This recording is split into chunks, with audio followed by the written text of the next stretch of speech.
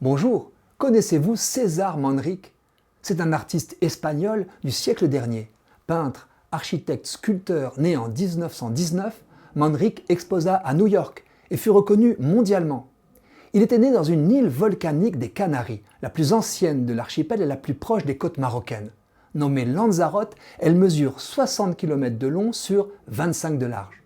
Aride, née d'éruptions volcaniques anciennes qui ont redoublé au XVIIIe siècle et n'ont cessé qu'en 1824, Lanzarote était décrite par de rares visiteurs comme un tas de ruines, de cendres et de lave noircie.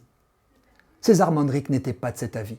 Illuminé par les paysages lunaires de son enfance, il puisait au contraire son inspiration dans les 1000 nuances de brun et d'ocre des vieux volcans érodés, dont le plus haut culmine à peine à 700 mètres. S'y ajoutait le bleu vif du ciel et le vert des cactus et des euphorbes, entre les coulées géantes de lave acérées, si noires qu'on les croit figées depuis peu. Manrique aimait tant son île, avec ses maisons basses toutes blanches, que quand il y retourna, auréolé de reconnaissance artistique, il eut une folle ambition, la préserver et en même temps l'enjoliver de ses œuvres. Deux objectifs que les contempteurs de l'art moderne pensent peut-être inconciliables. Il n'en est rien, et il faut le voir pour le croire. En matière d'urbanisme, Manrique s'est battu contre l'émergence des stations balnéaires du tourisme de masse qui défigurent les autres îles des Canaries. Et il a gagné. Alors que Lanzarote compte 150 000 habitants, ces villages ont conservé leur blanc lumineux et s'interdisent les excentricités qui romperaient l'harmonie du paysage.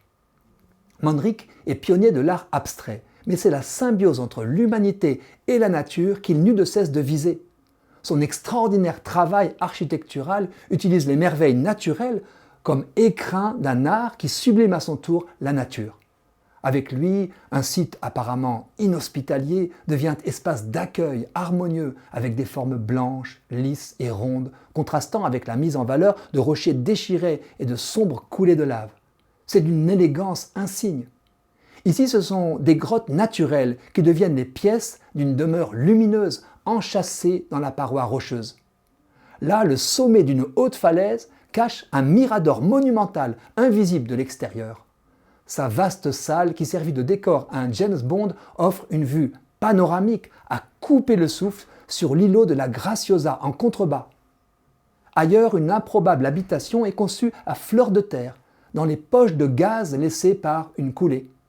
Décidé à sauver et exposer une espèce endémique de minuscules crabes blancs, Manrique a créé autour de leur bassin souterrain des espaces majestueux plantés de cactus géants qui se reflètent dans l'eau, offrant aux visiteurs une émotion naturaliste et artistique inénarrable, le tout en musique.